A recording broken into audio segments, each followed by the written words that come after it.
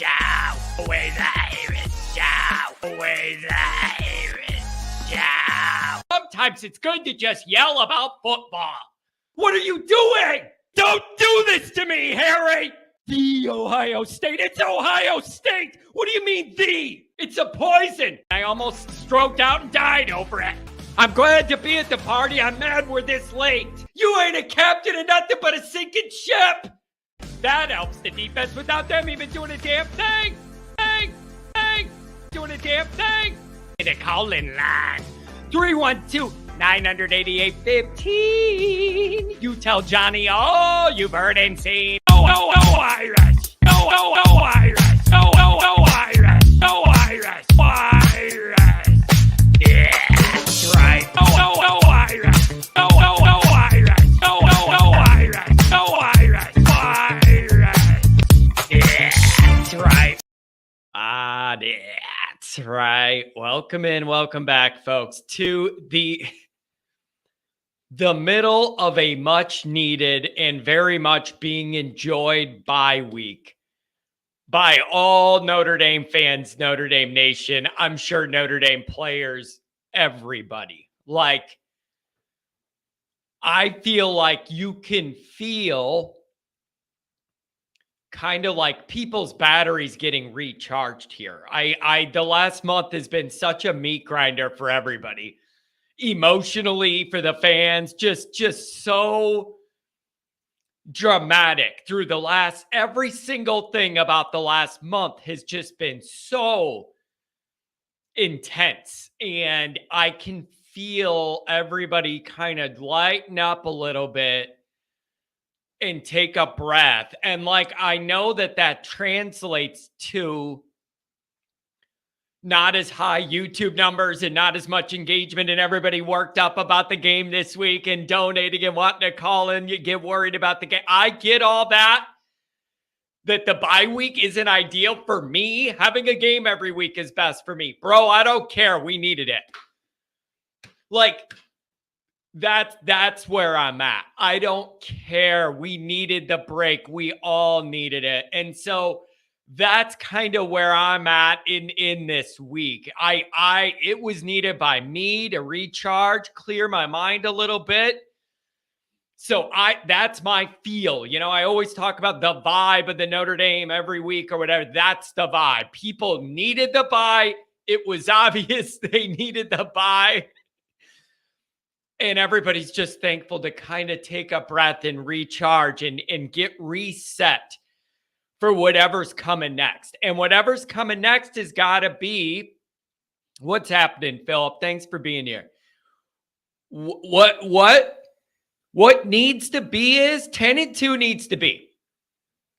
10-2 needs to be. That's like I already saw Adam in here. John, it's already time to turn to Pitt. Time to turn to Pitt. Like, Adam's mind's already turned a page to the next challenge. 10-2 needs to be it. Like, you need to make up for that. I mean, Ohio State's its own animal. You need to make up for this Louisville thing by making up that loss that could have been somewhere. You got to end up 10-2. And so that's going to be the next delineation mark, like the next point. You know, we had to see what that 4-game stretch was that was going to dictate playoff or not that we just got through. Now that you're through that, that's the rub now. It's got to be 10-2. And the good news is the schedule's a lot more manageable. You don't have that month in a row, every night games, everybody's Super Bowl, and you're getting worn down. You don't have that. You don't have that. So 10-2 needs to be it. And then you need to talk about it's 2 groups of 2. Bye week, Pitt, Clemson. Bye week, Wake, Stanford. This all breaks up. For as bad as that front end of the schedule was as far as how it's lining up, this one goes the other way. You have 2 really nice little sets of games here you got to navigate. And Pitt plays Notre Dame tough, and they're just hard to kind of determine sometimes, and they could be a pain in the butt to Notre Dame a lot. And then you know Clemson's going to be ready for you. They are not great. They are going to be ready for you at home. That moment we got them last year, maybe they're going to have some of that at their place. We're out of it. Everybody's down on us. We're going to jump up and make a statement this week. I don't know. But they're going to be ready. That ain't going to be a walkthrough at their place. That ain't going to happen. That game's going to be tough. I'm telling you. Notre Dame's going to have to play good football to earn that win. But that's where this all needs to turn into is 10-2, bro.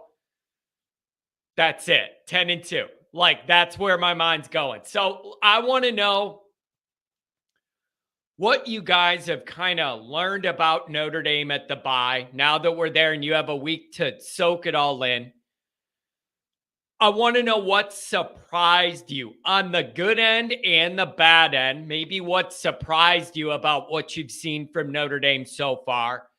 What you're looking for in the next stretch here, if you're already thinking that far ahead.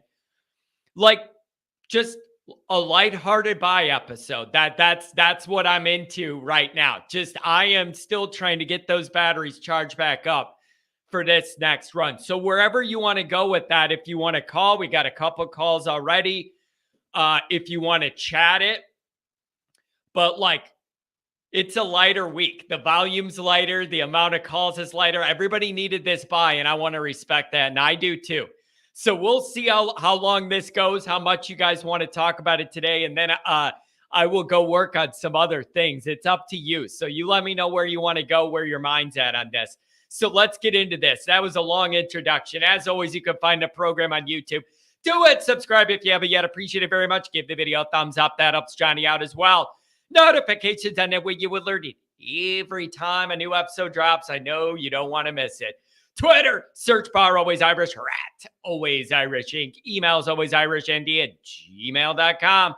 Audio only anywhere you want it. You can get it. The call-in lines 312-988-15. Instagram, Facebook, all that stuff. Always Irish Inc. USA Today, Fighting Irish Wire. Read all about it every day. We got some for you. Also, I see that some people are mentioning this. I've gotten emailed some questions about this. I see some of it in the chats. And so let's briefly go over this. Nikki Dean, love the Patreon. Another great way to reach fans. Good job, John and Ghoulsby. Homer TD, good morning, John. I'm thrilled you've teamed with Ghoulsby and looking forward to the great podcast content. The voice of the ND fan and the captain. It'll be entertaining. Peyton 800, good morning. You crazy sumbitch. That's the only way I can say that. You crazy sumbitch. Go Irish. Love you and Ghoulsby together. So I got a couple questions of people asking about this on email. Some people didn't know exactly what Patreon meant, how that works, what the arrangement is with me and Mike. We did release the combined Patreon. Patreon.com/alwaysirish. That is me and Mike Ghoulsby together sharing that page. It's under Always Irish branding for consistency, linked to my stuff since I have like a big operation set up. It's going to be me and the captain, Mike Ghoulsby, teaming up on this. So you're getting double of everything. I want to make sure I explain exactly what this is going to look like for you guys. And I got some questions asked to me, and I realized people are at different places with comfort and familiarity with that process. A bunch of people email me and just goes, what's Patreon? Like, how does that work? What does it mean?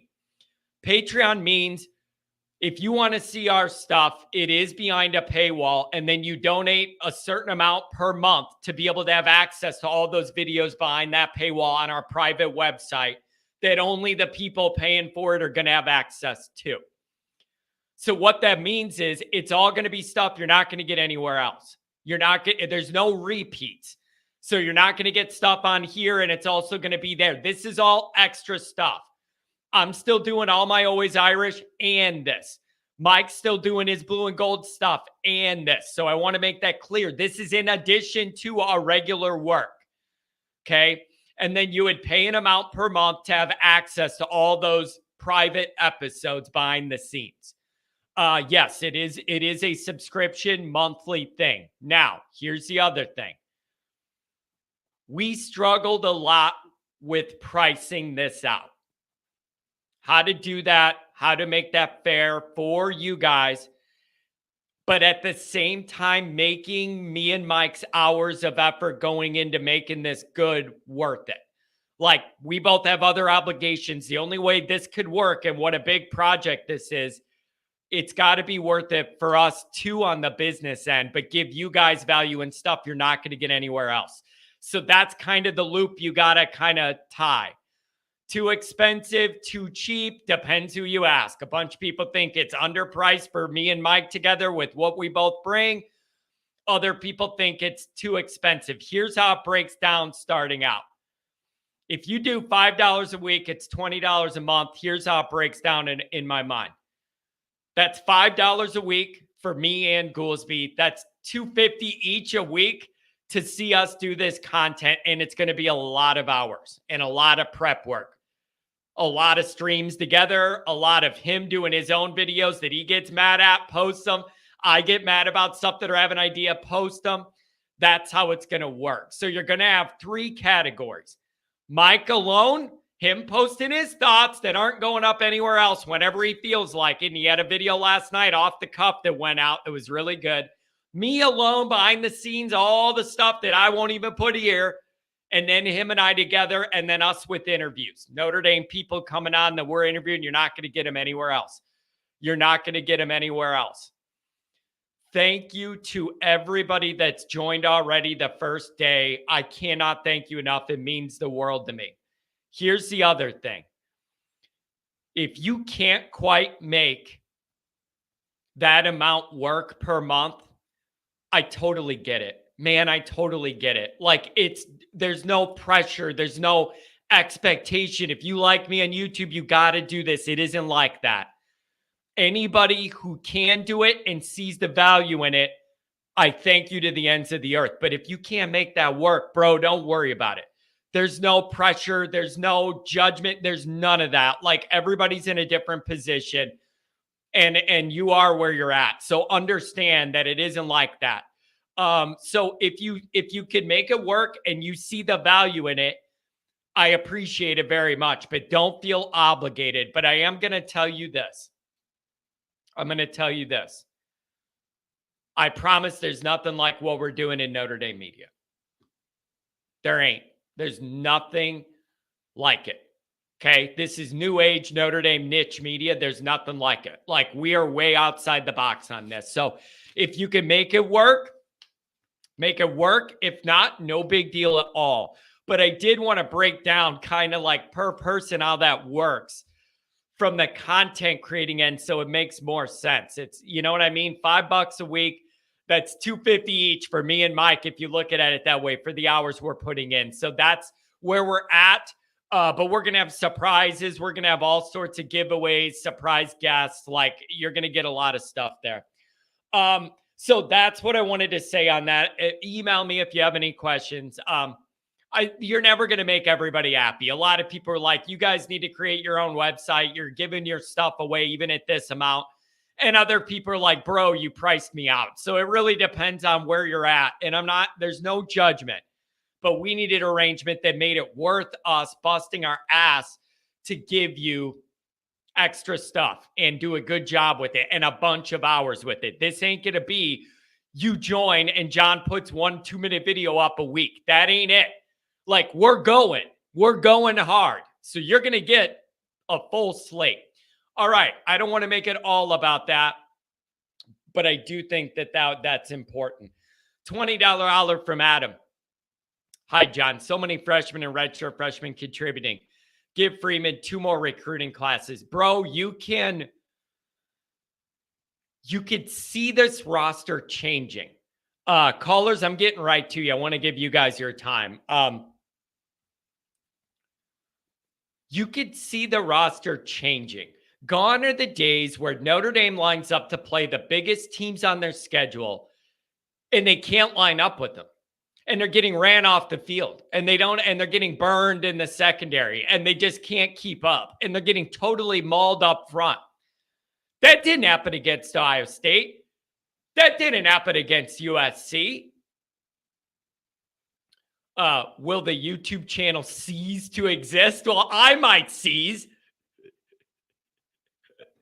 But I think you mean cease. Absolutely not. Everything stays the same. I'm still doing the same amount of stuff. All of this is extra. This is for people who can't get enough and need more year round. Okay. So no, nothing's changing on the channel. Also, if somebody said, John, I can either super chat you once in a while or do that, one or the other, I don't care. Pick the Patreon. You could do that too. That's totally fine.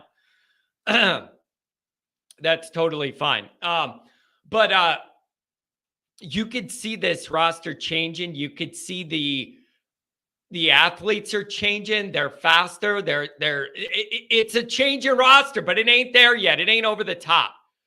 And the frustrating part, the Patreon is up and running. You could find it. You could find it. It's in the links. It's on my Twitter. It's on my profile. It's on all that. Got into Patreon from Are You Garbage and Matt and Shane's Secret Podcast. I'll definitely support you and the captain. Excited for this. Thank you. It's worth it as a fan. Yeah, I appreciate that. I'm surprised the response. I didn't know what we were going to get. People love it, man. It's just an extra level of intimacy. Like, people want examples of what you're going to see. I'm like behind the scenes, Mike as a player at Notre Dame, what that's like.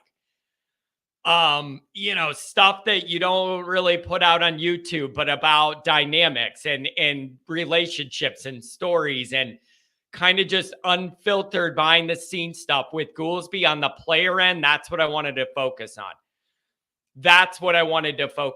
Is that kind of stuff with him. So it should be good. But anyways, Adam, you're right. You could definitely see the roster changing, but it ain't there yet. It's not where I need it. I need to go over one more thing and then get into the callers. I see a couple right away. Here's number one. What will 1 cent get me? I want you to donate 1 cent on a super chat just to see if it'll go through. Can you donate 0.01? Just 1 cent and then say something mean? Be like, John, you suck. Here's 1 cent. We got to go over this, you guys. Yeah, that YouTube doesn't let you do a direct link out because why would they make it easier for you to leave their website and go to another business? So you do have to copy and paste it. Think about it. It makes sense. YouTube's not in the business of making it easy for you to leave their channel. So you do have to copy and paste it out. They don't want to make it one click and you're out of their network. I get that. We need to go over this. Then I'll go to the callers. USC is pathetic. USC is pathetic. Have you guys seen what they're doing on social media? Have you seen what they are doing? I cannot believe it. I talk about how shallow they are and that they're front runners and they're only in it if things are good and they all want to be seen and they want to woof and run their mouths and go to that stadium and all that. Only when it's good, and when it's bad, you don't hear a word from any of these people and they go under a rock in LA. And I never respect how they're front runners. If you're not on social media, you have not seen how cowardice they are acting. Number one is their social media blocked responses to their tweets after Notre Dame the last couple days to subscribers only. And what that means is it's only USC fans only that are following their accounts. All of us were trolling them, making fun of them for being bad and being braggy, but then not delivering all of that, painting their nails and not delivering all of that. So they made it so only subscribers could respond. Coward move. If they won, they would have everybody going, right? But they lost, so then they made it so only USC fans could respond to this stuff they're tweeting. Weak move. It's weak for a fan of a team to do, or somebody like me. It's extra weak when the team's account's doing it. Then they went the extra step, moved it from subscribers only to blocking all of us. All these Notre Dame people, it's blocked. You can't join. You can't see what USC's tweeting anymore. They manually, whoever running USC's account went in there and manually blocked all of us. They manually blocked all of us. So none of us can even see what they're posting, let alone respond. So they went from subscribers only to blocking all Notre Dame people that made fun of them. That is the weakest thing I've ever heard. Then I'm giving you 2 more of these because this is embarrassing on their behalf, and then I'll get right to the callers. I'm going to go the extra step. That is embarrassing internally that their social media is so weak that they're doing that. Then here's what else we have. This pissed me off. Did you see what Keyshawn Johnson did? That classless piece of garbage. He's tweeting the morning of the Notre Dame USC game from Twitter. Look at me. I'm on the private jet drinking my fancy liquor, flying into South Bend to watch us beat the crap out of Notre Dame. And he's posted pictures in this private jet coming from LA or wherever before the game. Life of luxury. Okay. Then he tweets from the sideline before the Notre Dame game with his son, who looks like he's 8 years old, 10 years, cute little kid. A picture of those two on the Notre Dame sideline, world-class accommodations. And Keyshawn's tweet says, first time for me being here with my kids so he could see this dump. Okay. Bro, you are classless. You got world-class accommodations. You flew in on a private jet. You're on Notre Dame's sideline getting world-class accommodations at Notre Dame by Notre Dame. You're there with your kid that he is lucky enough because of who his dad is. He gets to experience all of these cool things any regular kid never would.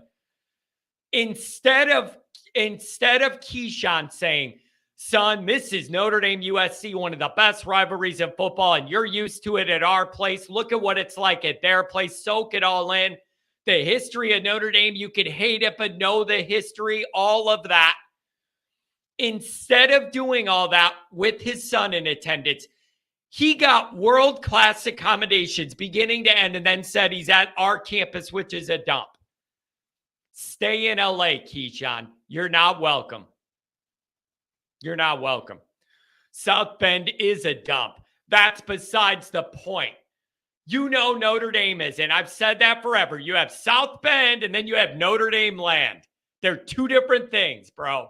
You have South Bend, and you have Notre Dame. They're 2 different things in kind of the same area, bro. But I just thought for a guy flying in on a private jet, with passes to be wherever he wants on the sideline and all that with his son, it was an opportunity to maybe embrace that rivalry, teach the kid. Nope. No appreciation, calls it a dump. So you're on the list. You're on the list. You're not invited back in 2 years when you come back here. You're on the list. You want to come? Pay for regular tickets. Sit your ass in the stands. You're not getting a sideline pass. Okay? If that's how you're going to be, then you could pay your own way, sit your ass in the crowd and be bothered all day. So you're on the list, bro. Teach your kid about the rivalry and tell them what a cool environment it is, like Matt Leinart did all week. Have a little class. You're on my list. Next on the delusion list. Then I'll go to the calls, I promise. There's reports that Caleb Williams wants partial ownership of wherever he gets drafted and lands in the NFL.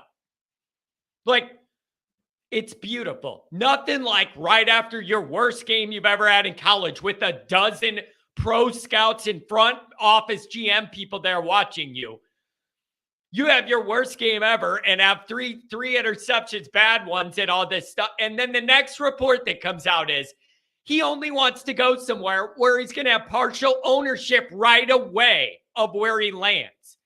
That is not Aaron Rodgers proven and then maybe wanting some stake in the Jets or whatever, but you're proven that you're the best maybe that's ever done it, whatever, none of that. One of the best that's done it. He wants that coming out of college right away wherever I go. And that the trickle down of this,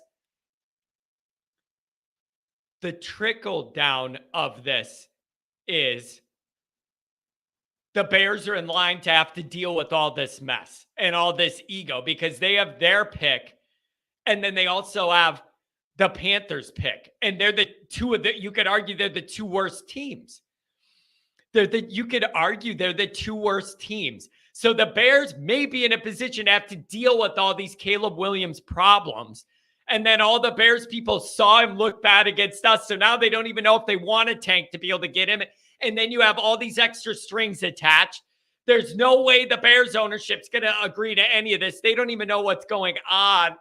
Bro, front running frauds, entitlement, arrogance, totally unaware of their circumstances, all of it, bro. All of it. It's LA delusion. It's LA freaking delusion, and I can't make it make sense, but it all lines up perfect when I tell everybody they're from a different planet. All of that USC stuff is a different world. It's absolutely wild. They live in a fantasy world, and they only want to be involved with it when it's perfect, and it all goes their way. I just hate everything about how they operate, bro. Top to bottom. I just hate it. All right, let's do a couple super chats. Then we'll get into the calls. We'll see where this goes today. $20 olive from Adam Dowling. Hi, John. So many freshmen and redshirt freshmen contributing. Just give Freeman the recruiting. We hit that one. The talent's getting better, but nobody wants to hear maybe next year we need more talent. Wait till this quarterback gets here. That's all the stuff Notre Dame people have been hearing for my whole life. Nobody wants to hear it, even though it's true right now. And the talent actually does look like it's physically shaped differently with a different level of athlete and speed overall and that kind of stuff. The blue chip ratios going up.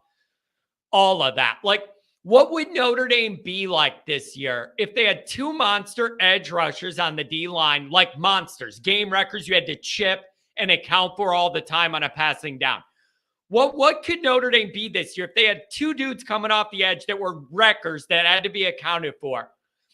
And then like two top-level receivers. Not Ibuka, not whatever the top, but even just two really, really good ones to add to what we have. How different would Notre Dame look? Just if you gave them that.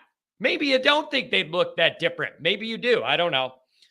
Look at that. $1 olive for bring back Charlie Weiss. Thank you. You can donate $1. $20 olive from the V1 road tape. USC are babies, and they are literally blocking everyone. Not to mention they're saying Williams threw the game on purpose because he doesn't want to go to a bad NFL team.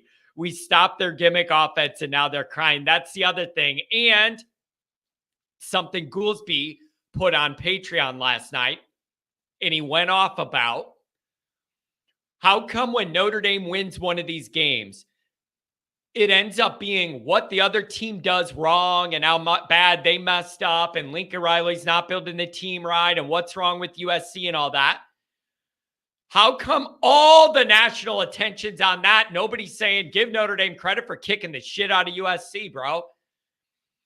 Like, that was Goulsby's point, is when you end up in one of these, or Clemson last year, Notre Dame doesn't get a lot of national credit, and it's all what the other team messed up. And that's a part of the discussion, but you also got to credit Notre Dame for making those plays. It kills me, the USC people on Twitter going, if you take out all the interceptions and the kick return and the fumbles, then Notre Dame doesn't win that game. Duh! I have a real problem when people break down games and they go, well, if you take out all the big game-changing mistakes and plays that were made, it would have been different. Duh! Those big momentum plays are what turns these games. well, if you just take out all the interceptions and the kickoff return touchdown, Notre Dame might not win. Yeah, no shit. Those are called the biggest plays of the game. Somebody makes them and somebody does it. Duh. Caleb Williams, I want ownership, bro. You haven't even proven 1 minute in the NFL and you want ownership. No. Get over yourself. $5 olive from Adam. John, you laughed at me when I called last week and told you the players and crowd would bring the juice for SC. I will accept your apology. Here's what I think it is, Adam. You made a big play early and everybody was ready to go from there. You made a big play early and everybody was ready from there. I'm going to the phones after this chat. I'm sorry. I know I'm doing you guys dirty.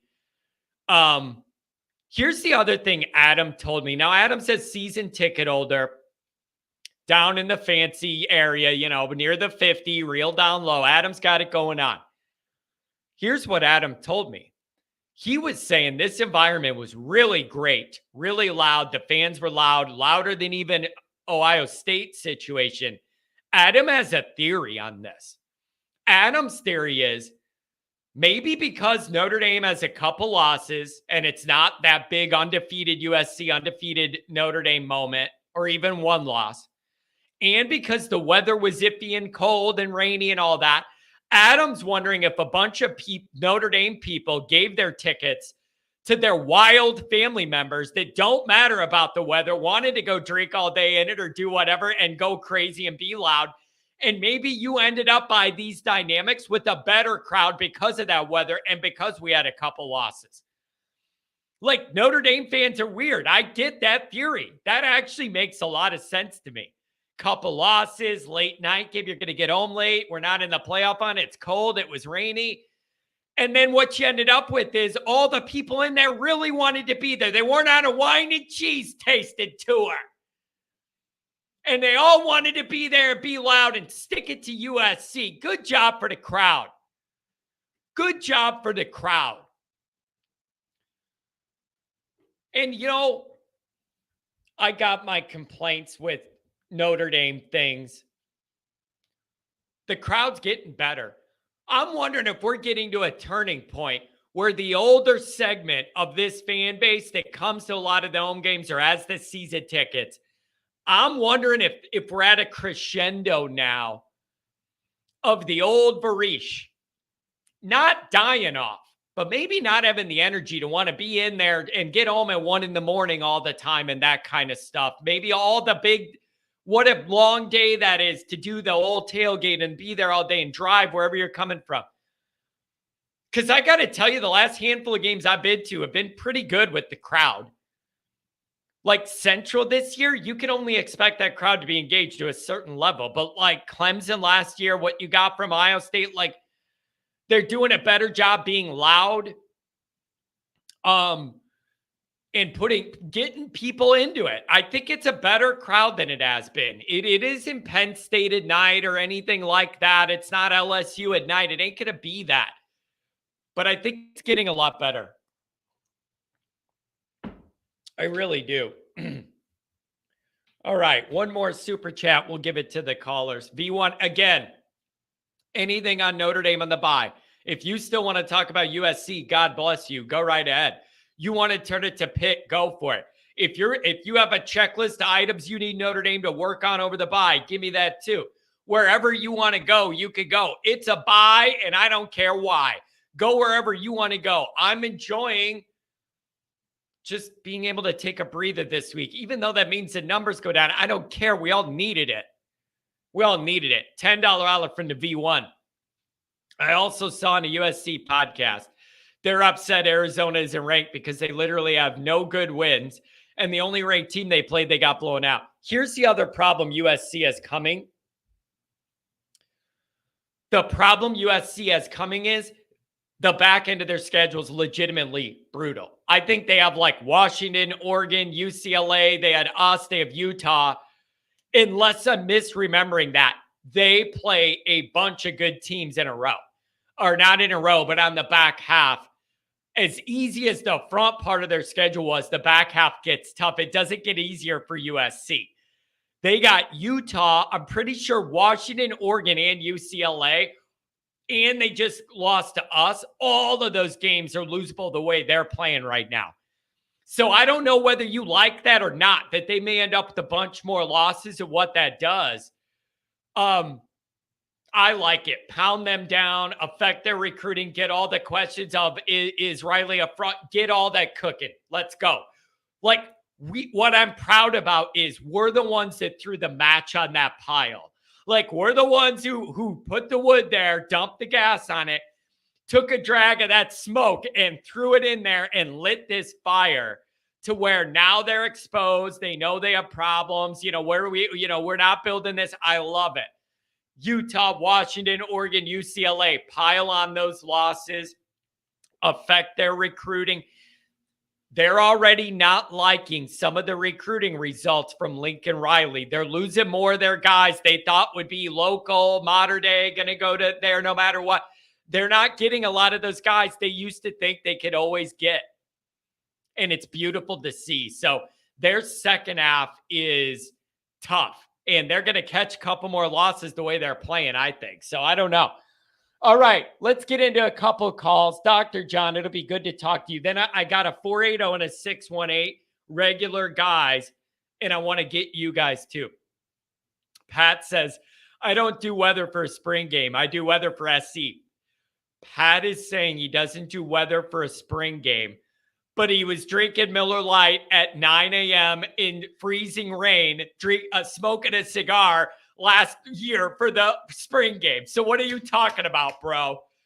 Pat, you're saying you don't do it. You were out there at 9 a.m. with the big cigar fired up, drinking Miller Lite for breakfast, running your mouth to everybody in front of the stadium about Notre Dame. What are you talking about, bro? What are you talking about, Pat? You were the first one out there. I didn't stick around. Yeah, he left the game, but he didn't miss the beer drinking. Pat saw at the game he did leave early. He saw that Hartman earned the job, proved he was number one, and then leaned over and goes, I've seen all I need to see. I'm going home. Went to the cabin and then left. Angela might have been the first to leave. Always good to have a Rudiger here. Angela may have been the first. Yeah, I do weather for partying. Exactly. The cigars and the Miller Lite for breakfast part. Angela Rudiger was early to leave. She had small kids with her, bro. She had small kids with her. And so, that's different. What is that rumor that Jimbo got fired or he's going to be fired? If Jimbo gets fired, A&M could be a problem. A problem in what way? What do you mean by that? They're going to hire Marcus, or what do you mean? I don't know what you mean by that. That if he gets, I saw those reports on Twitter. I don't know if they're real or not. I have no idea.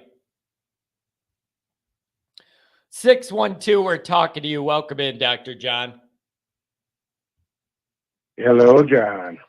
Hey, I feel like How are you doing this morning? I feel like it's been a while since I talked to you. I don't know why. I'm in a good mood. I needed the bye, Dr. John. I mean that genuinely. Like for the show, for my own sanity, I really needed the bye. Like I just did. Well, it's a little different today than when I talked to you last week. That's for sure. Yeah, for sure. My goodness, it was like Clemson all over again. Yep. First play of the game, you just set the tone. That was so great. Yeah, it was exactly what we needed, John, because I figured the fan base is in a weird move. Everybody's nervous about, where we're at and how this is going to look and where we're heading. And then you have your rival coming and we all hate them and Caleb Williams and the whole thing. And then to make a play early, locked in the crowd, and then it was off from there and you knew this was going to be a good night. Like you felt that early. It was good to see. We needed it. It was so nice to see Williams on his back so often. Man, they got after him. I know their offensive line is not. Did. I know their O-line isn't great, but I got to give Notre Dame credit. Al Golden, that defense. They were in the backfield so much that it looked like us playing Louisville, but the other way around. like they were just, it seemed like every time the ball was snapped, Notre Dame was pushing that line back, disrupting, and it's exactly how you need to beat Williams. And I enjoyed the hell out of it. It was beautiful. Oh, it was wonderful. It was wonderful. This college football is so crazy. A Pittsburgh team that hadn't won a game beats Louisville after they kill us. I guess I just attribute it to kids. It's kids playing, Yeah, in some ways, I've seen national people argue that Louisville mistake after beating Notre Dame, it shouldn't surprise certain, if you really think about it. They are not used to getting that Super Bowl kind of win moment. And then they had it, and maybe all their energy was spent, and then you lay an egg the next week. Like, that's a story as old as time in football. And maybe they didn't know how to properly navigate that success, and then they got clipped. But the other thing it makes you think about, Dr. John, not only what that means about Louisville and Pitt, but then it makes you start thinking about Pitt differently because you're playing them next. So then that's a weird level to it, because then you're going, now, wait a second now. Are they better than Louisville, but Louisville beat us, or did they just not show up, or where that's at? So everything gets extra complicated when we're involved, John. I think that's it. Whatever our dynamic is, it gets involved. Yeah, there's some kind of vibe there. Well, it's going to be interesting to see how Pitt does against Wake this weekend. Yeah. Man. After they've had a big win, how do they come back?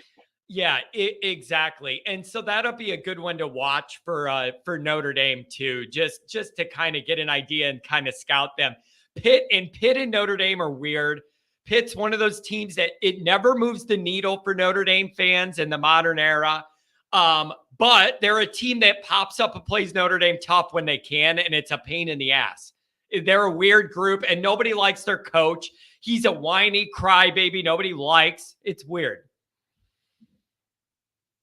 Well, speaking of Pitt, I won't be, if I talk to you next Wednesday, it'll have to be from the car, because my daughters and I will be on our way in for the Pitt game. Oh, that's awesome, man. That's beautiful. Yeah. I'm happy for you. So what are you doing? Are you stay in Illinois then and drive over, or what's the plan going to be? Well, first of all, I'm not in charge, of course. My three daughters run the show. The plan is we're going to drive all the way to LaPorte on Wednesday. Actually pick up one of my daughters at either O'Hare or Midway. I don't know if she's booked yet. But we'll be in LaPorte Wednesday through Saturday night. And then if tradition holds, we'll be in Schaumburg on Sunday night. What are you doing for lunch a week from Sunday?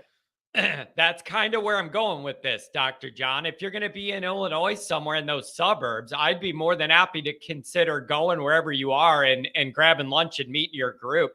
I mean, I could just drive to wherever you are. I'd be willing to try and do that for you. No problem. Keep in touch on that plan. Yeah. Well, all right. What I'll do is I'll probably email you once the three generals get their act together. Perfect. Yeah, keep me in the loop. I would be happy to make an effort to try and do that. And Schaumburg's out. That might be fun. Yep. They'd love to meet you. In fact, we have an extra ticket, and there was some talk about trying to give it to you, but now they're trying to set it up with my college roommate's son, who has just gone out of his way for us so many times. He lives in one of the suburbs in Chicago. Yeah, so. let him Anyway. have it. I got content obligations anyways, Dr. John.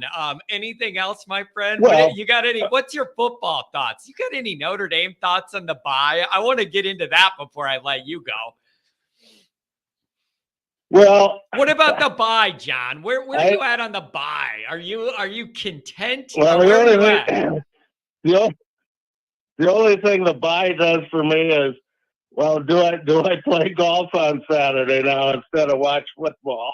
Yeah, it's nice. Go play golf and record any games you want to watch. Record the games you want to watch. Play golf. You get everything you want, man. It's perfect. It's beautiful. Yeah, well, I could do that. I could record those for everybody except Notre Dame. I could not record a Notre Dame game and watch it. Dude, isn't that weird?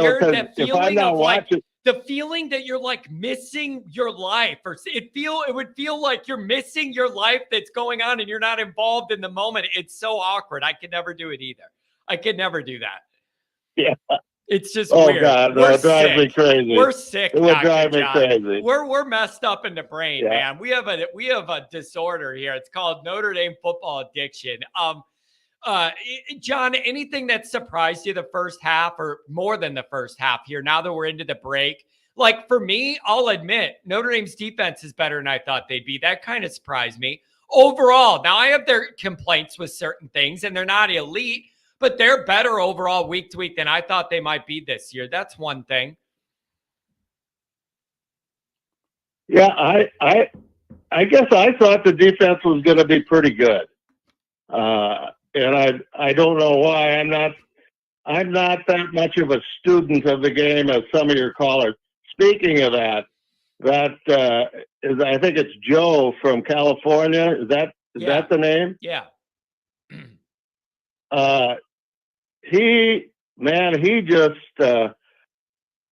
studies this game. I think he brings more intelligent analysis to your show than anybody else that calls in. I do.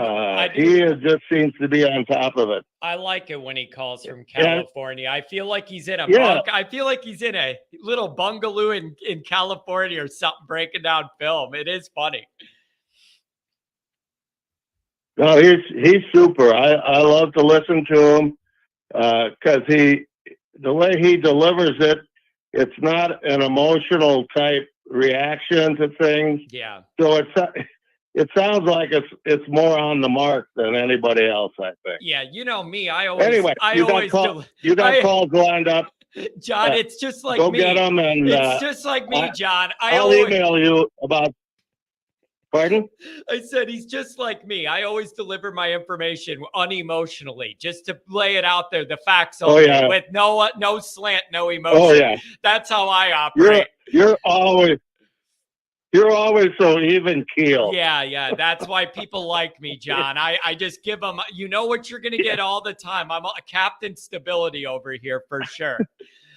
John, I want you to golf. That's true. I want you to golf and record the football, watch it later, and then email me your itinerary. And then if it works, maybe we'll be able to meet up for lunch and I can meet your crew next week. Okay. That would be great. Don't feel obligated, but I will email you when the plans are solidified. Okay. Perfect, man. Thank you. Have a good one. We'll see you. Oh man, nice to touch base with him. 480. Where do you want to go? Welcome to the show. My man, John, what's going on? I am enjoying the bye week, man. I needed it so bad. 618-724, the next two up. I needed the bye week really bad, man. Like Notre Dame needed it, and I think this fan base needed it. It has been a long journey to get here, and I feel the battery's kind of recharging. Where are you at now sitting in this bye week? What are you thinking about? Man, I feel amazing, man. I went on a camping trip this past weekend, and I was able to watch the game on my phone because I had service, thankfully. And man, that was probably the best camping trip I've ever had in my life. To see Caleb Williams on his ass all night, that was like Christmas came early, man. I was going crazy, man. Like I guess. In my mind, a part of me was like kind of reserved at first. Like, I mean, I saw the couple of turnovers you had, and in my mind, I'm like, okay. All I kept saying in my mind was, prove it. Because I mean, we've been like, as a fan base, man, we just kind of been having this up and down situation this season, and we were at a point where, as a fan base, we were on the tip of just going off the ledge, man. And in my mind, I'm like, look, prove it to me, like. Prove it that you guys really want to win this game. Prove that you really are trying to turn a corner, and you can come back from the horrible loss that we had against Louisville. And man, these guys just showed up, man. Like, that was probably one of Freeman's better coaching performances that I've seen him have. And I'm gonna tell you a couple of things I really love. And I pointed this out to you last week. Man, they showed some snippets of him on the sideline in certain moments. He was getting after with those coaches, man. Slowly but surely, man, Freeman's starting to get into his zone, man. And the players, man, the way that they came out and attacked let me know that they're bought in to what Freeman is doing, man. And the recruits that were there, you got to know that they left very impressed. I've seen on Twitter, or X, some of these recruits, man, like, they're pumped, man. Like, they are excited, man. They are enthusiastic about Notre Dame, and they're marketing. They're like, why would you not want to run out of this tunnel? Why would you not want to play for this Dude, team? Like, I saw that on Twitter too. Man, I saw that on Twitter too. And here's the thing, man. This is exactly what Notre Dame needed. And it would have been great, even if it was like a back and forth game. Notre Dame wins it on a field goal late. Like, we would have been thrilled. But the fact that you hammered them this decisively really ramps it up to another level. Like, we all would have been thrilled with any win, even a close one. We would have been thrilled. The fact that it was dominant on the scoreboard is an extra kicker to this. And I'm happy for Freeman, because we've seen the low end. We've seen the struggles. We've seen coaching mistakes and a lot of pain. But there's starting to be some evidence that there's some higher end things possible. And what I point to is Freeman has 2 top 10 undefeated home wins in a year and a half. Kelly had that same amount in 12 years. That indicates to me there may be a lot of room on the higher end here out of Freeman when he gets these guys going. And it's very encouraging, man. This is exactly what he and everybody needed, and he got it. They nailed it. Absolutely.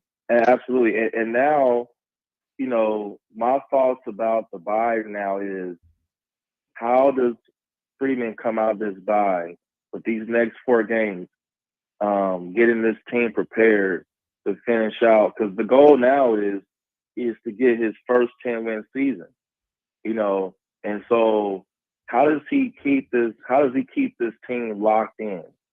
How does he keep this team motivated and locked in? And then I really hope, man, in this bye, that somehow, some way, this offense gets rolling again, man, because I don't really know, like, what the heck is happening with this offense. Like, it's just kind of disappointing, man, to see the thing that we thought was going to be the most dynamic part has really not been this season for us. And it's been just enough, but it's not been as explosive. And I get that we've had certain, banged up wide receiver room and things like that, but they're also, man, I've seen, some of the other Notre Dame podcasts and stuff they've talked about on the All 22, how they've seen wide receivers wide open, man, on a couple of situations. And I think it's just that Hartman just doesn't have trust in some of these receivers, because in certain instances that he's thrown on the ball, they've dropped the ball and things like that. So he's being more conservative with not throwing them the ball and just kind of locking in on 1 or 2 guys, And so I hope, man, that some of the play calling, gets like revitalized, man, in the bye week, because we're going to we need to see it, man. We need to see you absolutely do a step forward. You absolutely do. As a fan base, we need to see that. And you know what it makes me think of is this looked really similar to the upset over Clemson, lopsided score. But again, a lot of that was defense and special teams. And a lot of this was defense and special teams. And you look at the lopsided score, man, and you love it. You love the big score differential. but also that offense needs work. So let me ask you this. This is what I'm really struggling with in my brain, among other things that you all could tell, obviously. But I don't know what is realistic to expect the staff to change about the offense over the bye week. This is your opportunity to have an extra week to really look at it and go, some of this is not working and we need to get way more effective and efficient. Like, what are we doing here? I don't know what is a realistic expectation of what to change or to what extent. I have no idea. Like, what can we expect them to change in this little break? I don't know, but I want it to be something. I think that they just need to go back and, add some wrinkles to the offense, man. You create a few more wrinkles to some of the plays that they have designed, because like that play that Chris Tyree had that touchdown, one of the designs was that they had Jordan Faison right there next to him, and so it was causing safety to have to make a decision on who he was going to have to commit to, and eventually he baited on Faison in the flat, and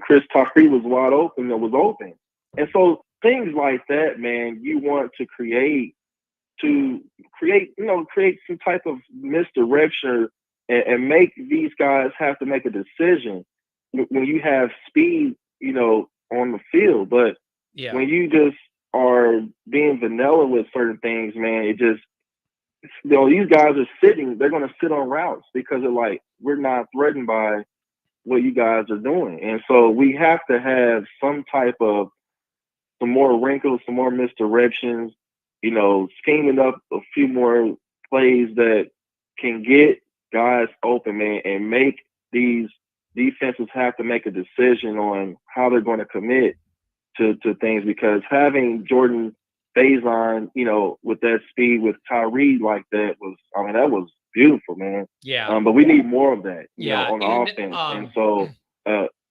here's the other thing too. The passing game is going to be a struggle all year because you're not getting a bunch of new wide receivers out of the bye that are proven and can get open, and you could trust. Like that, we all know that room is still very much a work in progress and a developmental thing.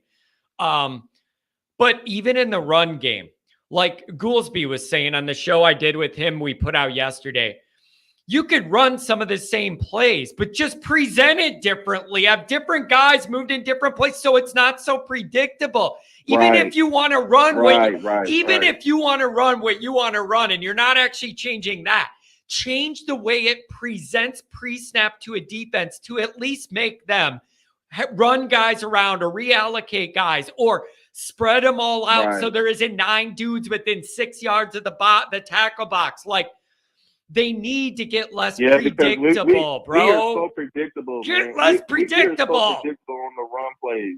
Like, everybody knows when you see estimate come in, everybody's like, okay, they're going to run up them. He's going to run up the middle. Yep. He's going to dance around a couple of times. Yeah, I was going to say, you got to add in the dance around. You got to add in that dance around while he's praying. There's a little crease. That little dance he does.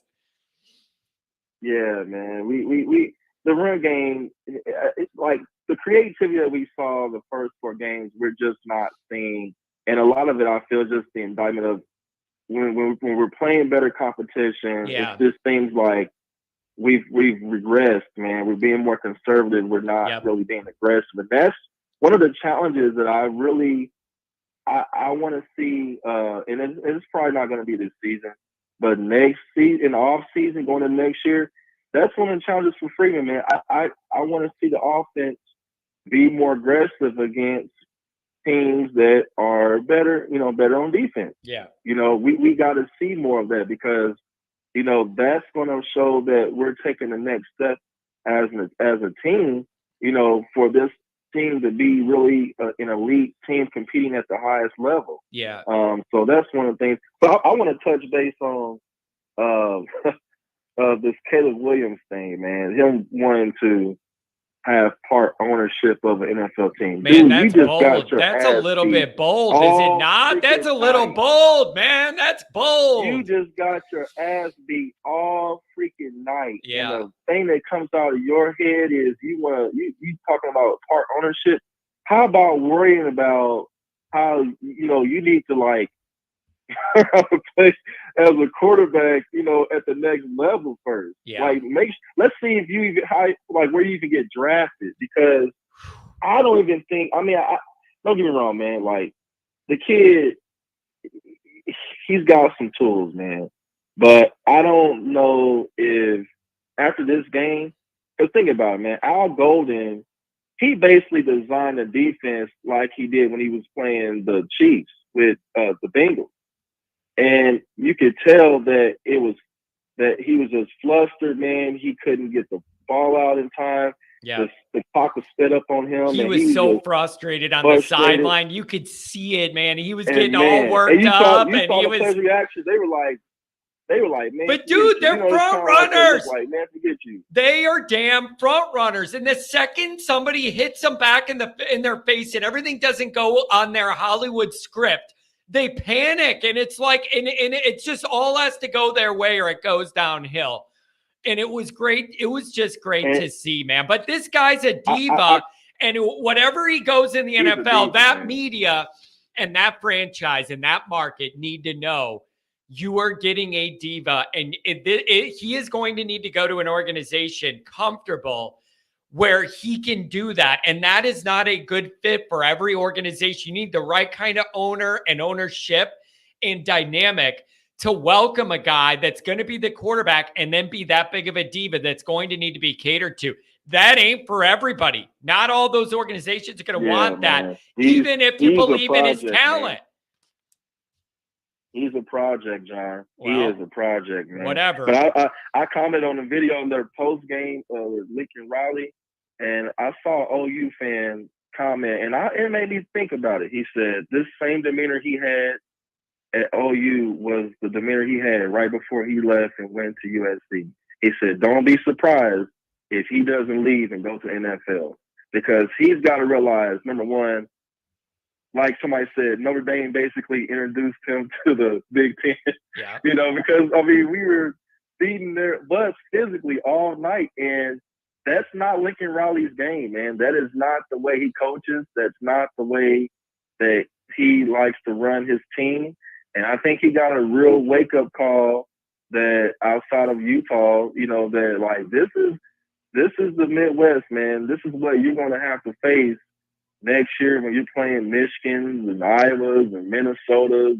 You're going to be playing a bigger physical upfront type style game. Yeah. And if you don't have a team built like that, it doesn't matter. You can have 707 all day long, but it ain't gonna last long, guys. You're gonna have to have some physicality. Yeah, and I don't think that Lincoln Riley is.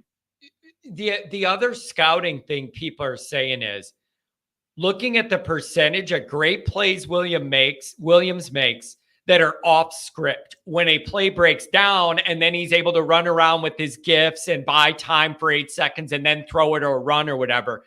You could get away with that a lot more in college. In the NFL, you have 300-pound fast defensive guys that are coming at you off the edge.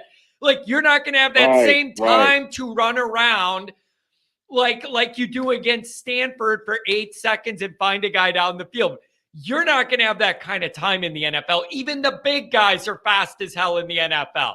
So it needs to be a very specific thing. All I'm saying is, I'm so glad we're the ones that started to expose all this and make it not perfect. And I don't know what's going to happen with them the rest of the year, but I love that we jump-started these questions and these problems. It's exactly what we needed, and I'm glad, damn it. Anything else, my friend? I'll give you the last word. Thanks for touching base today. Nothing else, man. I'm just excited about, the game. I'm excited about the way we finished off the four-week stretch that we had with the last four, primetime games, and hopefully, man, we get some guys back that have been banged up and finish off the last four games strong, man. Get this 10-win season, get a New Year's Six bowl game, and get the monkey off our back of this New Year's Six winless Man, streak that it'd we be nice. have, man. Man, So, that would be nice. it'd be nice, man. And especially after the way the Louisville game felt, if you were able to actually come back and accomplish that, I don't think that was in anybody's mind after that one. It would be the best you could do now. And the path is there because this last half of the year is not what the last part was we just got through. So this is doable, but Notre Dame's got to come out of the bye ready to go. Thanks a lot, my friend, for touching base. Have a good day out west and enjoy the rest of your bye week. All right, man. Take care. Have a good one. Man, I like it when he calls. Really nice dude. 724, give me some more. What's going on? Hey, John. How's it going? It's going well. I'm enjoying the bye week. I needed it, and I'm glad we're here. What's going on from your end? Oh, not much. Living down here in Pitt country. Oh, boy. What's the build-up for that? It's like, hey, what's Phil's prospects look like as a big shot tight end out that way? Well, he's not playing tight end for Pitt's brilliant football coach that they have up there. And he's the talk of the town. He's a hometown kid that has stunk everywhere he's went. Yeah. So they're over him. Yeah, exactly. And so is any of the Notre Dame Pitt stuff creeped up yet? Or is that not just because we're on the bye that doesn't, and they have another game? Or are you getting any of that where you live yet of that buildup, or is it not really a thing yet, just too far out? You know what, John? There's not build up for Pitt football around here. Yeah. They might as well join the MAC. Yeah. That's about how much the fan base cares anymore. Wow. One of my best friends is a USC fan. Ooh. I'm obviously an Irish fan. Ooh. I can probably tell you 3 Pitt fans that I know. Yeah. That are true Pitt fans. Yeah. Man, I don't know. What are you thinking now that Notre Dame's in the bye here, man? What a roller coaster. Up and down through the beginning part of this year. We had really low points, really high points. What are you thinking now that we're at this break and you can actually soak it all in? Well, when we started the season, I was in agreement with you. I thought 10-2 was a good year. We got off to that hot start there, and like I do, I always trick myself into thinking we got a shot this year. Obviously, Ohio State put an end to those dreams, but I feel good about this team. I feel they're trending upward. They got to do something with the offensive scheme. I love Estimé, but they're not using him correctly. They don't set up any play actions with him. They never take the top off the defense, stuff like that. But if we can finish out 10-2, I'll be happy. Yeah, I mean, if you were able to finish at 10-2 with what happened against Louisville, which was quite unfortunate, at least that would mean you were getting 2 wins out of the big three we talked about. And then you would have USC and Clemson, and you would be able to do that. But that needs to be the goal now. And I know your kid agrees with me, too. They want to talk about it as well, I could tell. Yeah, it's his first season going through this with Dad. Got a lifetime of hopefully good moments ahead of him. Oh, man. I'm just glad for your child that they're too young to remember the Ohio State ending. Okay. That's a blessing. That is a blessing. Just, yeah. You know, yeah, he doesn't need his own push. Exactly. Yeah. So at least that kid missed out on that. But I just think Notre Dame should be able to navigate this next wing of games a lot better than the first part because of how it's structured. You have the bye, Pitt's at home. It's going to be a tough game at Clemson, and that's the one that I think is the main point, obviously, of the remaining 4. So I don't know. Maybe Notre Dame can figure out some of their offensive efficiency over the bye. Do you have any hopes they can adjust, or do you think at this point what we're getting is what we're going to get offensively? Well, I think people need to understand this is the team we got this year. Like I was saying, there can be some different things done schematically, in my opinion. Going back to that Louisville, that nightmare counter that he fumbled on like the 20. I don't know where that came from. That was everybody wants to get upset that we punted when we did, but that's a garbage play call, running that counter right there. Yep. I think they can clean some things up, right? You're going to have your lack execution on plays and all the stuff Freeman's talking about. But I think if they calm themselves down, and I see a lot of them trying to outsmart themselves, is what it looks like to me. Yeah. Yeah. Sometimes there's just a lot of overthinking sometimes. And I don't like Notre Dame makes it harder than it has to be sometimes with what they're doing, or there's just little things that don't make a lot of sense. I'm even saying you could run some of the same stuff, but just set it up differently to create some confusion or question in the defense. I don't know. That run, the pass game, I don't know how much you expect that to get better. I have no idea what's reasonable. Now, wait, though. If Greathouse comes back and is healthier, that'll help. If Jaden Thomas can come back and be healthier, that'll help. Everything went down another level down with the pass game once those two weren't out there and healthy. So maybe that could get better by default, just if those guys get healthier. I don't know. Oh, for sure.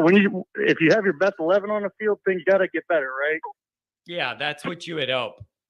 Yeah, but people are saying your kid doesn't like my take, and they protest every time I say something dumb.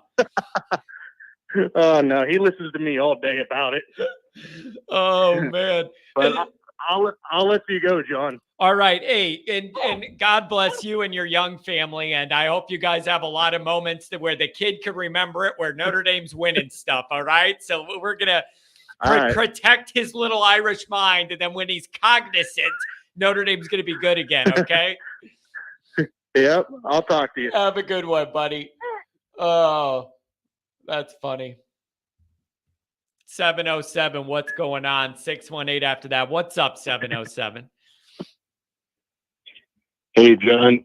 I was just waiting to hear Stevie Wonder start singing "Isn't She Lovely" after hearing that baby in the background. I'm telling you, it's just that's so great. And I don't know, man. Life changes once you have a kid. It's wild. Well, I'm calling really. I wasn't going to call. I listened to your show. See, my laptop is where I can post in the room, even though we know I sent you an email about being muted. I won't get into it. Hey, wait. Listen. I've looked into this. Neither me or Pat have you on any list for anything.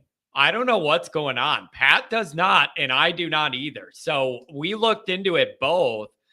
And I don't think you're on either one of those from my end. What does it do when you try and type? Well, I think I was I was posting. I think the first 2 or 3 got through, and then all of a sudden they were all gone. And I this is when I looked back on the show, and nothing showed up as. But me like, posting what if anything. you? And I was like, but what if you did it now? What if you wrote in some now, John? You're an idiot. What would it say?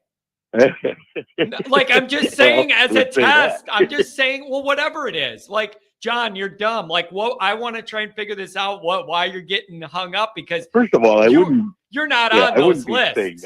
There are a lot of people on those lists now, but your name ain't on it from his end or mine, man. So I don't know if you got a computer situation or a setup situation or what. I guess that's possible. I've posted in other rooms and I've seen them stay. So I just didn't know. Well, I think you should try. I think you should try the John's an idiot test. I think you really should just see what it says. I'm not going to say that. Well, okay. Dude, I like your show. Put John rules, like whatever. I just want to test it to see what it says. I want to see if it rejects you or if it says you can't chat. Whatever. Test it the rest of this week sometime.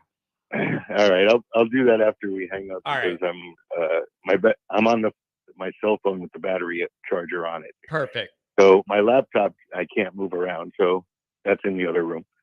But anyway, my call, I just wanted to give a thanks and a shout out because I did for Rodney. He put some nice words into me the last show, and I didn't get a chance to thank him, so I appreciate that. And then Dr. John this morning, I really appreciate him because I'm probably closer to him in age than I am you. You know what I think it is? It's your calm, cool California demeanor and the way you present things, man. There's a Oh calm, my God. there's a calm to the You way mu- you deliver that I think appeals to people here because it's on the opposite way of the host. And I think it kind of works that way. Well, by the time I talk to you on this chat, I'm much more mellow. But boy, during the game, that's not how you would see me. Yeah. But that's even I'm more as intense impressive. as it goes. But that's even more impressive that you could kind of calm it down. And then by the time you call me, you could present your points. By the way, people are giving you a hard time for having a mobile phone and a laptop that you can't move either, by the way. Like you're getting killed for that in the chat because you have a mobile phone and a mobile computer and you just said you can't move them both and people are laughing at it, man. That is kind of funny. Yeah, I'm pretty much a dinosaur when it comes to technology. So, oh man, that's what great. can I tell you? But people like your level-headed demeanor when you call in. Do you have where are you at on this buy? I know that I'm loving it. I needed the break. I'm feeling my batteries recharge. I needed the mental break from it all. I just did.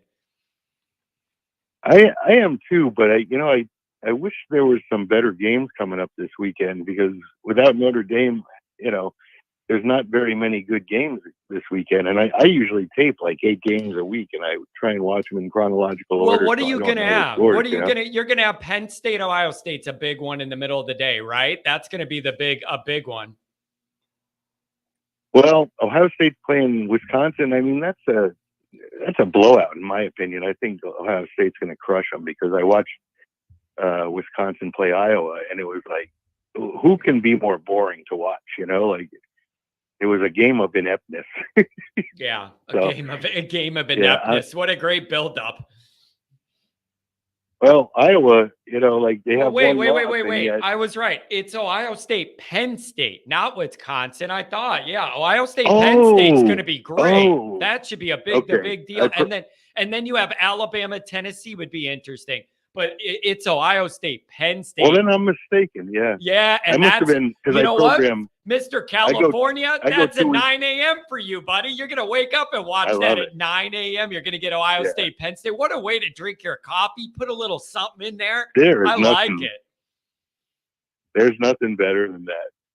And by the way, I'm in Northern California, not Southern. So anything you have to say about Southern, I'm pretty much in agreement. I like that. Look at you. I like you delineating. My whole, I want Southern California to dissolve in the ocean. I love how you make it known. Yeah. John, it's a big state, and I'm more on the north end. Leave me alone. I love that. That's beautiful. You know what? I'm going to respect that. There is a big difference. I'll give you credit on that one. Not all California is the same, and it's a very large state. So can I ask you this? How much do you expect Notre Dame to improve that offense over the bye? I don't want to be disappointed. I don't want to be all excited thinking I'm going to get something that looks way better and then I'm let down. But there's got to legitimately be some tweaks that could be done to be able to get a little more efficient. What could be done? Come on. Well, where I was going to go is that there's still so much football left to be played, and that if Notre Dame can beat Pittsburgh and Pittsburgh beat Louisville, that will kind of negate the negativity of the game with Louisville. So I'm kind of happy that we're going to be able to have a chance to beat the team that beat us, play the team and beat them that beat the team that beat us. Yeah. Yeah. So I'm happy about that because you never know. I mean, I can see Penn State, Michigan, and Ohio State eating each other up, and one of them's going to probably have two losses. I've seen that. I'm thinking it's Ohio State. I've seen that too. What happens if they round robin? Everybody ends up with one? Like if they beat each other, or like how that goes. I don't. Well, Penn State has to go into the shoe, and I think that Penn State's quarterback Aller is better than McCord. McCord has made, he grew up against Notre Dame, and we'll see if he can do it at home against Penn State. But I like that kid Aller. I think he's amazing. Now listen, And so I'm thinking, I cannot trust James Franklin. I cannot trust James Franklin. Here's what I have these ghosts of Brian Kelly past. To me, follow me here, man. Follow me here. To me, Penn State's almost like Brian Kelly, Notre Dame. Recruit really good, but not quite enough to be considered elite. Beat most of, if not all of the teams that they should clearly beat, and then never deliver in the biggest moment to change a narrative or shake up the national landscape and knock off Michigan or Iowa State or somebody like that. I cannot get behind that until they change that. Every time I need them to beat Michigan or Iowa State or something, it's a blowout. And I'm like, bro, here we go again. Like, I beat somebody 1-8 against Ohio State and 1-11 against top 5 teams. Brian Kelly, Notre Dame. Well, sick of it. I'll give you some of your own medicine. However, when you look at Penn State previous and everything you're saying is true about really good them not defense, being able to. They have a really good defense, though. Well, their quarterback. This is the first time they've had a very good quarterback, and so that might be the difference because it's made a difference for us. And they don't have Brian Kelly, and I think Franklin is way better than Brian Kelly is. Yeah, it's going to be interesting. But I'm just excited to have a day with no Notre Dame anxiety, to just be able to watch everybody else stress out and lose and go ride the ups and downs. Like I don't ever remember a year I'm going to enjoy a Notre Dame bye as much as this one. I needed it so much. This was the most bizarre, stressful last month and string of games in a row I can remember. Wait, what's the breaking news that everybody's talking about here? What's going on? What's the breaking news? I'm missing this. Somebody's putting something that's gone. Breaking news? Wait, is the breaking news that Hartman shaved his beard? Is that literally what we're talking about here? And now people are saying the spirit of Notre Dame's gone and went with the beard. Did he really shave it off? Is that the breaking news people are talking about? I'm lost. So it's the Samson Goliath thing. Yeah. Oh man. I needed the bye. I needed it to rejuvenate. I just cannot. I can't tell you how much we all needed this, and I'm so happy Freeman got that win. He needed that in the worst way.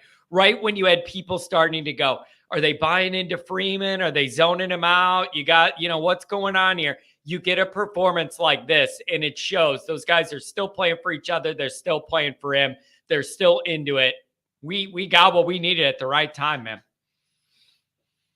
Yeah, and there's still so much football left to be played. Like even 10-2, like I want to see what the committee comes up with, when they first put out their rankings. But at the point, if we beat Pittsburgh and then beat Clemson in Clemson, I think you have to take us pretty seriously if we finish at 10-2. So these are teams that are with 0 losses, like North Carolina is all of a sudden in the mix because they got this wide receiver.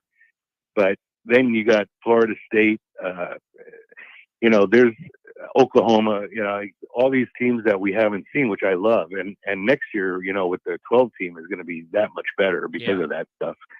But right now, this year, Notre Dame, as much as I used to say, 1 loss and they're out of it, I don't know about this year because the parity that's been happening with this NIL stuff is just insane. So it's making like all these teams really good and really beat up, anyone can lose now.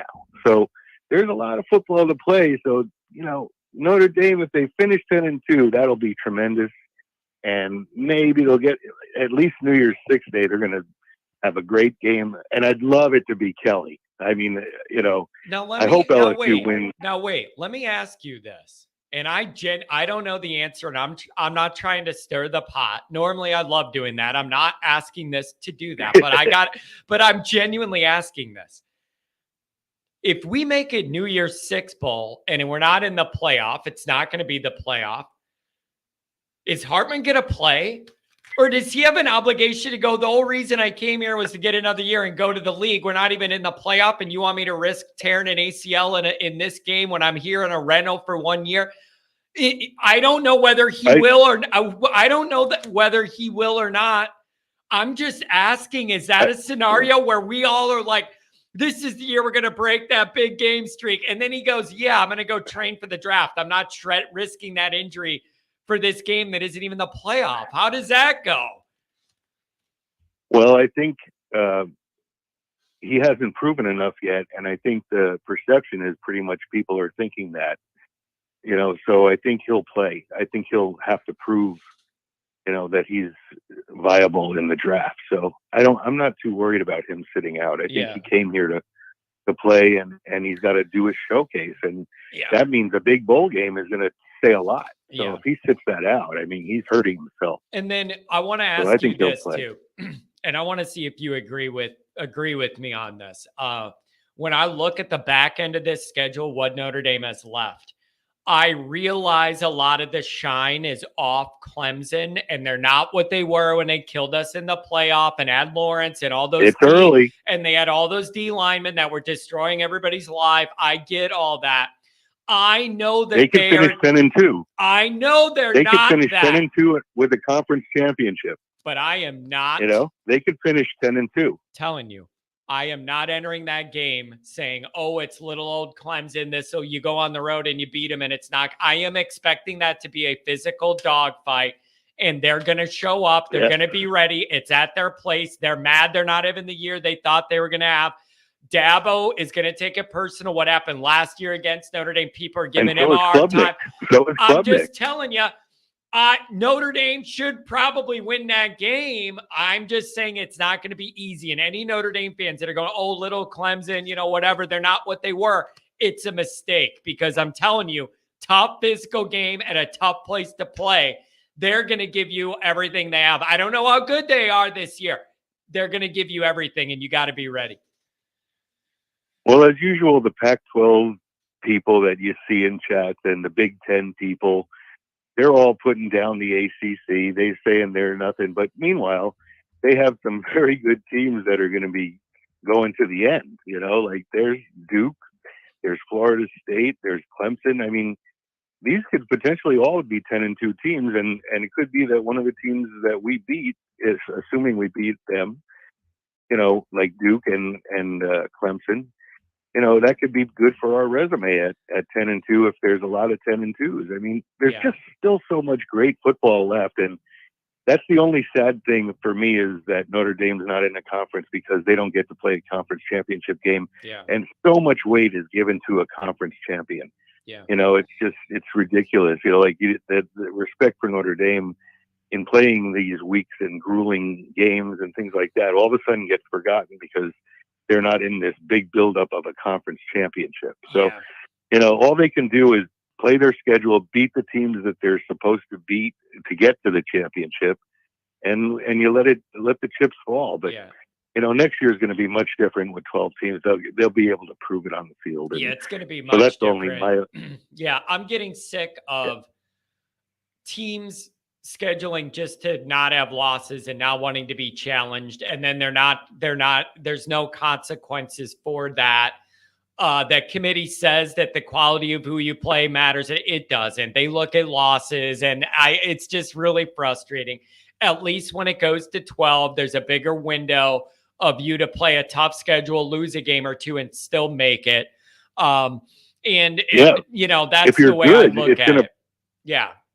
Yeah, if you're good, it's going to prove itself out, by being in multiple games, exactly. Again, Swarbrick's our deathbed because he made us not be able to get a bye if we finish in the top 4. It's going to be interesting to see how that falls out. What if Notre Dame's undefeated and everyone else in the top 4 have a loss and Notre Dame doesn't get the bye? I mean, what are they going to do? It's going to be interesting. Yeah. And but, so that's the way the rules. I just like that Notre Dame's going to be, you don't have to be perfect to be able to get into this playoff. And then Notre Dame fans don't feel like the second we lose one game, oh, it's all over. Like, there's a huge there's a huge letdown after the first loss.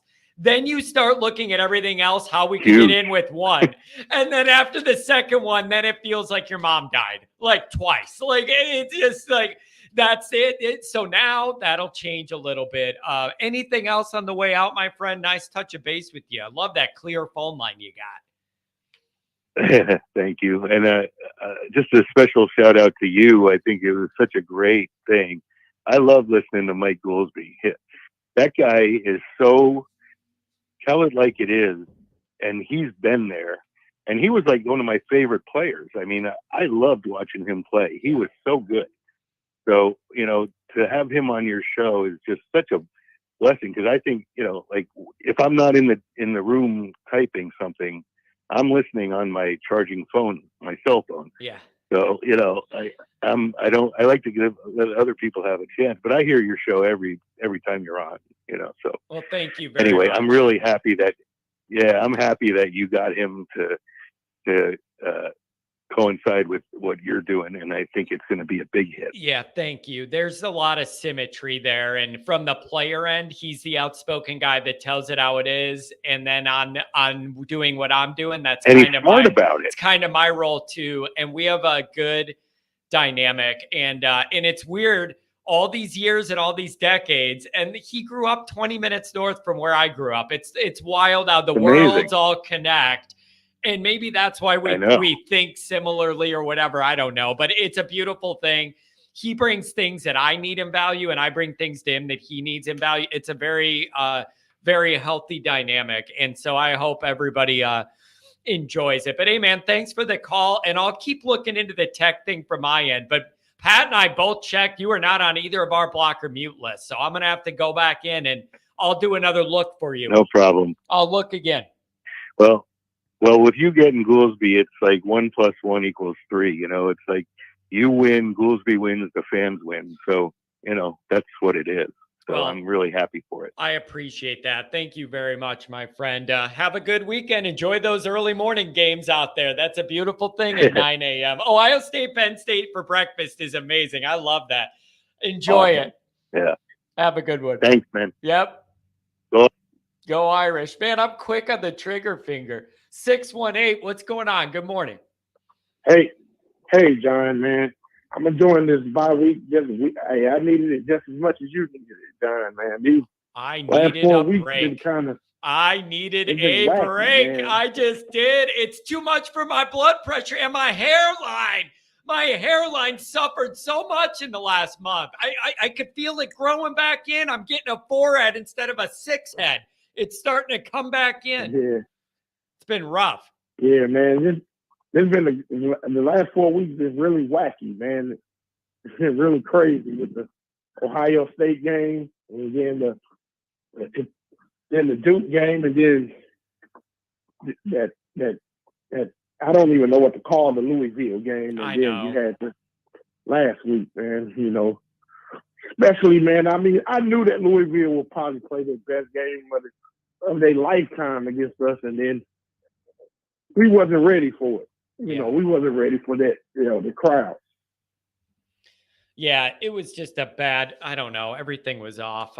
It was just, it was rough. And how proud are you of what Notre Dame did to USC? How proud are you? It was exactly what we needed. It couldn't have been, it was exactly what we needed to change all the mood and the vibe and the attitude and the mentality of the crowd, the fans. We got what we needed. And now it's a matter of, do you think they could do 10-2 now? That's what this is all turning into now. How do you get to the end of this road at 10-2? That's it. Man, I was at work watching that game, man. I was jumping out of my seat. They like, oh man, what's wrong with him? I'm like, man, this is the Notre Dame SC game. It's the biggest game of the season for us. But let's now, man, that we to the point where we're not going to finish up 11-1, more than likely not going to make the playoffs. So now it's just one game at a time. Let's get to the Pitt game, beat Pitt, and then I believe that Clemson game is going to be a dogfight because they're trying to do the same thing we're trying to do. They're trying to finish up. Yeah, 10 and 2. exactly. Yeah, you're right. That isn't going to be an easy one. And I think you can see two pretty good defenses fighting that one out. Let me ask you this.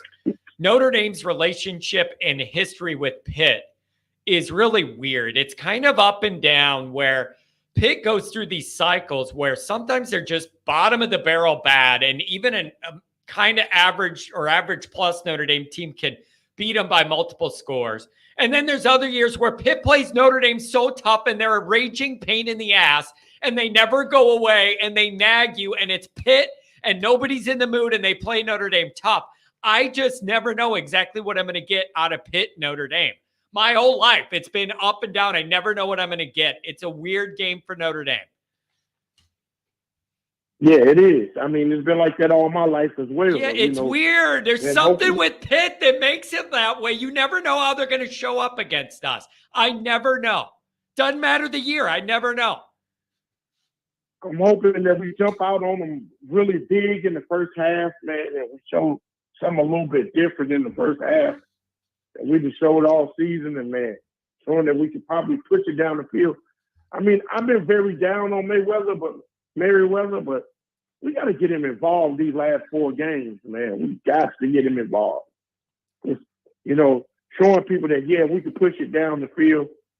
This is what they think next year, because, I mean, everything I'm looking at, man, for next year is like basically, man, maybe Merriweather, man, I'm hearing a lot about this Cam Williams kid, man. They all saying that like he's Merriweather times 2.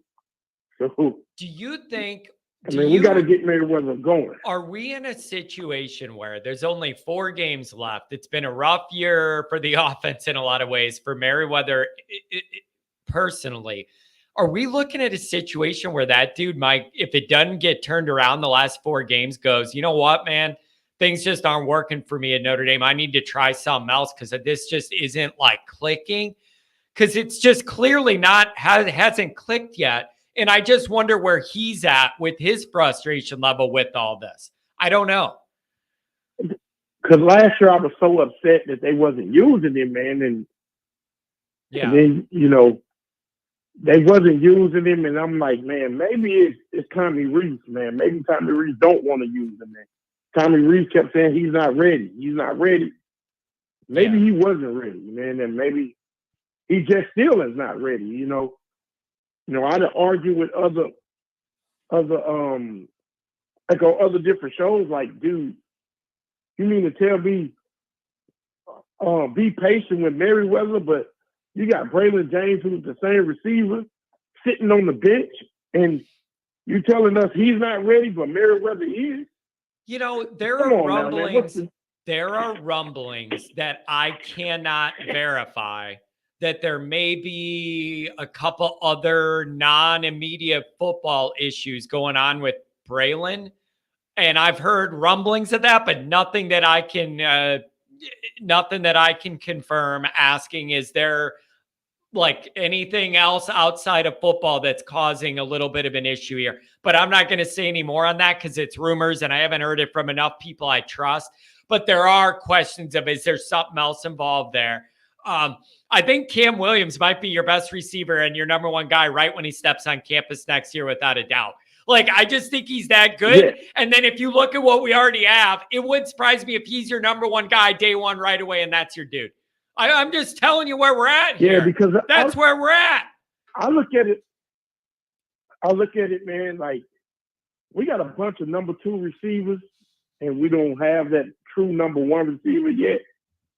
I thought Merriweather would have been that true number 1, but I don't know what's going on inside his head, or is it still issues going on from last year from not knowing that he was probably better than those receivers and still wasn't getting the attention that he thought he should get. I don't know what's going on with him, but I mean, I don't want to see him transfer and not get his just due at Notre Dame, but that's probably going to be his best bet to probably transfer, because he's definitely not going to be the number 1 next year. Yeah. I mean, I'm open to it, but they really need to make a priority to push this then and build that out over the bye of how they're going to try and showcase him, put him in an area where he could get some easy catches and make runs after the catch or whatever to build some confidence. And I don't know, man. But I don't know what is realistic for me to expect the offense to look differently out of the bye. I don't want to get my hopes up, and you're not going to have a whole new scheme and all new wide receivers, but there's got to be little tweaks they could do in what they're presenting to make this offense more efficient. And I also want to see more of those running backs involved in the short passing game. I want to see multiple tight ends involved in the passing game. I think you need to do that when you're not getting the production out of the wide receivers you want. You're going to have to adapt, find ways to get those burner running backs the ball in space. Like, you got to get a little creative here. Let's go. I mean, I know everybody is like real high on Price, but man, Love has shown, man, and even against Ohio State, loves that dude. You can see it. Loves that guy. Against, loves that guy. Look, You can see it, man. You can see it. Got. You can see it. He's that guy. He is he. And I told you over the summer that, hey, man, Love might be your most explosive back that you got. Yes, you and, did you know, say and I that. seen him a couple times in high school last year. I give and you credit. I give you is... credit. You said that all summer, and I remember. I'm gonna give you credit. You were on that early. And I'm not just saying it because I'm in the area. You know what I'm saying? I got to see a few of his high school games last year. I said, man, this dude is really explosive. Yeah. And then when he might be the most explosive back in that class. And then I got news for you, though. In the 2023 class. I got news for you, though, man. You got Kendron Young. You got Aeneas Williams. Like, Notre Dame's running back room is getting loaded because they have more talent coming in behind that. I need to find a way to get more of those guys involved and not make it overwhelming or too much, but get more of those guys involved and use them in the short passing game, get them the ball in space, throw them a slip screen. I don't know. I just get these guys more involved that have that quick twitch, man. Get them more involved.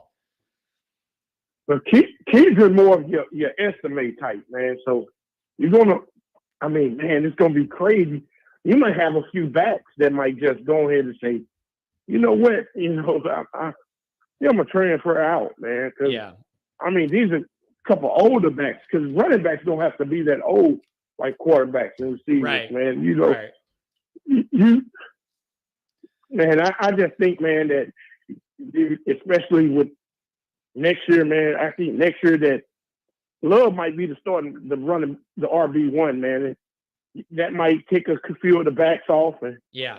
You know, it's unfortunate for Price because Price supposed to have been that man after Estime and Diggs. And I to this day, I still think Love was the reason why Diggs got up out. Yeah. He transferred. And it's also frustrating for Price because he lost a whole year that he otherwise would have been developing even further. And there's nothing you could do about it. But he lost that whole year due to that injury. And it's just the way football's going to football. But it was good to see him return that kick, man. Give him that moment. And he earned it. And he made the one cut. And hey, how good was it to see Notre Dame's guys outrunning USC? You always hear about their athletes and all this stuff out there. It made me really happy to see our guy blowing by all their guys. Made me real happy. Man, I started to see the speed of Notre Dame last year, man, in the Clemson game because that's all we heard about was Clemson speed. Oh man, y'all too slow. Y'all steal Notre Dame, and when I seen them out. Man, and I told you, man, Notre Dame looked like an SEC team, man, last year against Clemson. I wasn't surprised that they looked faster than SC, man. I mean, it's Lincoln Riley, man. Hey, I think Lincoln Riley gone after this year. He don't want no come on. Wait a second. You're telling me he did this big, dramatic move from Oklahoma to the big city lights in LA, and you're telling me he's already going to dip for a better opportunity in the NFL, or man, where the hell's he going? Where's he going? He left. I love it. Hey, Oklahoma trust me, after man. Oklahoma. Trust me, I love it. I love all this drama and all their troubles. I'm just asking. I wasn't thinking that dude's going to dip from LA. I love it. Remember this, John. He didn't leave Oklahoma because he wanted to leave Oklahoma. He left Oklahoma because they decided to join the SEC. Right. He never wanted to play he never wanted Oklahoma in the SEC. And now that the Big Ten has caught up to the SEC, I don't think he want no parts of the Big Ten, man. He want to be the big fish in the small pond, man. Instead of I said that shark that's swimming, that fish that's swimming in a lake of sharks. He don't want no parts of that. He want to be the only game in town, man. And, it was already hard. You got Hey, and you know what it was else? already hard. You got Notre Dame coming into California recruiting. You got you. Oregon coming into California recruiting. How much do you think that life's going to get harder or easier for them when they join the Big Ten and they're playing in 32 degrees in Nebraska with the freezing rain and snow through November and all the travel? I know it's good for their finances, but how is USC going to adjust to the Big Ten life? Things are going to get really interesting real quick for them, and I love it. And I don't see them winning 8 games next year. Not in the Big Ten, they won't. Oh, and you know what? I'm pretty sure Michigan goes to USC next year. I swear I remember that. Yeah. I think Michigan goes to USC. What a great matchup that's going to be. I'm excited to see that already. Yeah. 2 teams I hate. I'm rooting for an asteroid to drop out of the sky. Remember, Harbaugh was beating SC when Pete Carroll was there. So he's really gonna be like, man, I can beat up on SC anytime I want to. They recruit the same, no matter who the coach is. Yeah. Man, it's just going to be interesting. And for now, though, I am thoroughly enjoying the bye week. I'm going to do something with the family Friday night, go do some Halloween stuff with the kid for school. It's going to be fun. Saturday, do nothing but relax, watch all the other football that I don't get stressed out about, maybe crack a couple lids. I need this. I'm enjoying this bye week. My hairline and blood pressure and brain needed it. I'm telling you what, I appreciate it. I tell you what, man, maybe we get through these last few weeks. Probably, hopefully a turnaround offense, but probably still be a bad offense. Mm-hmm. And maybe he got to reevaluate after the season, man. What do I got to do to get? Because all we hear is that how the offense is out recruiting the defense, man. Maybe we got to do something we got to get that going, man. We got to get an offensive coordinator who can get in there, man. They're going to have, you're right. They're going to have real decisions to make. If things don't improve drastically after the bye, Freeman's going to have a really difficult discussion with one of his close friends and say, Parker, I love you. Make $800,000 being the best tight end coach in America. Go down to a couple more offices and do that. And I love you, but I got to get different eyes on this offense. And, that may be a decision Freeman has to make. Let's see how the rest of the year goes. Anything else on the way out, man? Good talking to you today. Thank you. Man, that's it.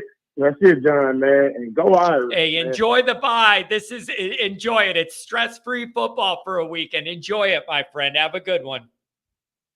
All right. See ya. Man, I like my callers. All right, folks, I'm going to wrap it up. I got some other stuff to do. Trying to put everything together here, you guys, on the bye week. I'm still having issues with the back end of the store connecting to the Google merch account. If any of you have one of those and you know how to work it, let me know, because I'm struggling to get all the settings in the Google merch account to get recognized by YouTube to allow the store to connect. So if anybody is good at that or has a Google merch account and knows how to do all this, let me know, because something's off. And then I'm trying to adjust the Patreon stuff because it's new and I'm learning what it looks like when people join and where stuff goes and how to do it. Trying to get that all right too. But enjoy the bye. Friday morning, let's have some fun. I'll have a fun topic Friday morning. Everybody relax. Enjoy the bye week. Watch your football stress-free. All of the people who have joined, yes, of course, there's going to be a Friday morning stream. All the people that have joined Patreon in the last day, you guys mean the world to us. A lot of people send messages going, we just want to support you guys. We know how hard you work at this, and you tell it like it is. It genuinely means the world to me. I'm surprised by the generosity sometimes of the people that enjoy this show and what Mike does and what we do. It means the world to me. So know that I mean that, and I appreciate it. Everybody being here, calls, thank you. Chats, thank you. Donations, thank you. Joe Long's back. He thought we exiled him. I think you needed to update your computer, dude. You needed to update your computer. He was saying, oh, John, did you ban me? Or did, whatever, did Pat ban me? No, you needed to update your computer, Joe. I'm glad that you're back, though, so we could see you. Everybody have a good one, man. You guys take care. Oh, I needed this bye. I feel so better already.